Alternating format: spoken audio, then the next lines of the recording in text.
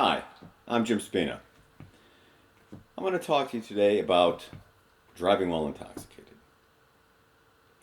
I'm a recovered alcoholic, a nuclear physicist, and I have some things that I think I learned from listening to people talk to me about driving while intoxicated stories. Through my friendships, through Alcoholics Anonymous, I have heard hundreds, literally hundreds of stories. A lot of AA meetings are, not all of them, are speakers meetings, where an individual speaker will be invited just to tell their story. And the essence of the story is to say what it was like, what happened, and what it's like now, since they've quit drinking. And when somebody starts their story with, I got my first DWI, blank, blank, I know for a fact it's going to be a grimacing story. Now, not that any of our stories are good. I drank for 42 years. Alcoholism killed me, literally. I bled to death. And my story, frankly, isn't much worse than anybody else's.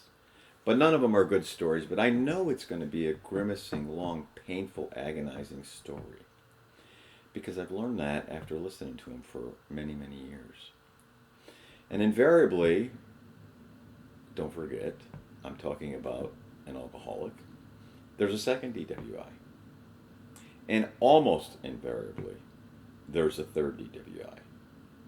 And believe it or not, there's usually a fourth, fifth, sixth, and I've heard as many as 11. Now, why am I talking to you about DWIs and alcoholism? For a couple of reasons. One is I think we can learn from it. The first thing that I'd like to share with you is my personal perspective on it is that an alcoholic is suffering from a fatal affliction. There's no question about it. The disease will kill you and it will get you alone first. As you progress in your alcoholism, you feel alone and you feel isolated, which makes you keep it a secret. Which means that you have to lie to yourself in order to keep it a secret to other people. So when an alcoholic gets his first DWI, what does he tell himself? It's not a big deal. He's used to lying to himself. When you can lie to yourself, every other lie you tell is easy. Every other lie you tell is easy. What happens with a second DWI? Well, I don't know. It depends on the state you're in. In most states, in many states, your first DWI is a felony offense. Felony offense is a serious offense, usually associated with violent physical crime. DWIs, so alcoholics obviously are prone to DWIs, and alcoholics are prone to repeat DWIs. Alcoholics will lie to themselves after they get a DWI, and DWIs have their alcoholism is fatal. We don't need the extra synergy of operating a 4,000-pound vehicle at 60, 70, 80, 90 miles an hour that not only can kill ourselves, but it's likely to kill another person. There was one alcoholic who told a story. He was a funny guy.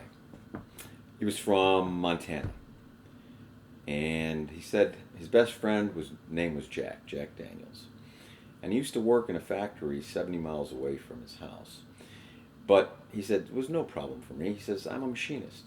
He said, and he said, all we have in this state is straight interstate road, as straight as you can possibly do. He said, and I'd drink so much Jack Daniels, I'd be so drunk. He said, I couldn't keep my foot on the gas steady. So he machined a wooden wedge and he nailed it in when he went to drive, and it kept the accelerator down, pressed just the right amount, so that he would do 60 miles per hour down the interstate. It's a plane. It's flatland. It's straight. You'd only occasionally have to nudge the wheel. That started out as a funny story. His story ended up, though, a lot like the story I heard about a guy named Jack. Jack came into an AA meeting and talked about his story. He'd just gotten out of jail, 15 years. He was still on probation. He had 10 years of probation to serve. Jack, on his third DWI, hit another car, T-boned another car that had a mother and her 2 children in it. He killed both children and crippled the mother. He was sentenced to 30 years in prison. He's out on probation after 15. I've seen grown men cry many times before. I've cried. It's human. I have never seen anybody cry for 30 minutes straight. And he did, and he told his story, and I give him credit. It took great courage, because his objective was to help just one person not do what he did. To help just one person not do what he did. Alcoholism will kill you. You don't need to kill anybody else while you're doing it. Thanks.